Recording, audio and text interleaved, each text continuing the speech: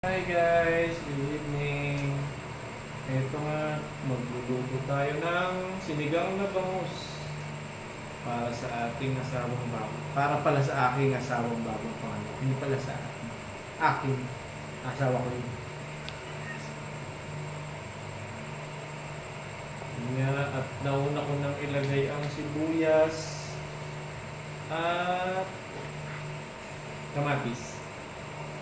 Ngayon, ako kasi guys, pag mas maganda hinuhuli itong mga dahon-dahon, talbos. Hinuhuli ko na ito guys. At alam naman, mahilig tayo magtanim-tanim, syempre. Pwede pa natin itong itanim. Ganda pa kaya ng ano nyo? Taba.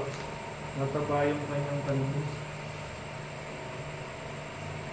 Ito pa isa, kahit sobrang gabi na sobrang init pa. Saka guys, alam nyo ba, mas masarap sa sinigang marami din talbos. Masustansya ito, pampataas ng dugo. Kaso ang lalaki na ng dahon ng iba. Yun nga guys, at nakuha ko na nga yung sibuyas at kamatis. Ang isusunod naman natin ay ang bangus. Hindi ko naman ito lahat ilalagay kasi yung iba dito piprito ko. Mas masarap din kasi yung prito. At least may option, di ba?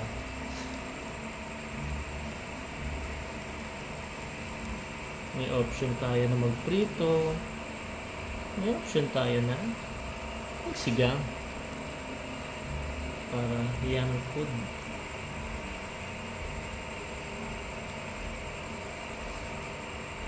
Tama na, prito ko 2 piraso. Yay! At saka guys, so ang taba niya. Mas gusto ko yung may laman loob sa pasyan.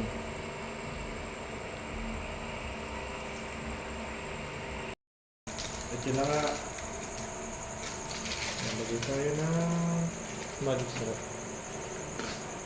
Magic syrup guys. Kuya, magic sarap. Ay, magic syrup.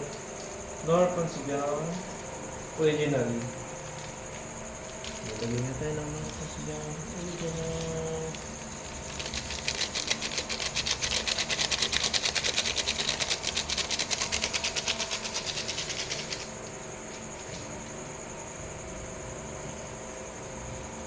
Haluin na natin siya.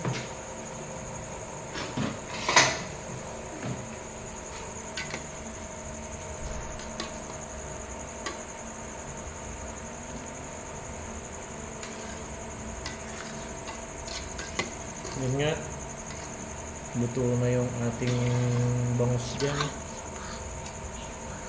Luto na yung ating bangus dyan. Huhuli pa natin yung talbos ng kamote. Yun nga, papakuluin ko pa siya ng 2 to 3 minutes. Ang galas. Ito na ang huli natin. Gusto ko yung nahuli na sila. Para medyo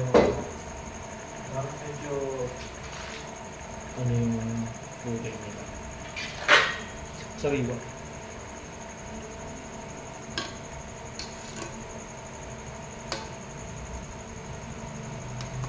Yun nga guys, hanggang dito na lang. Thank you for watching.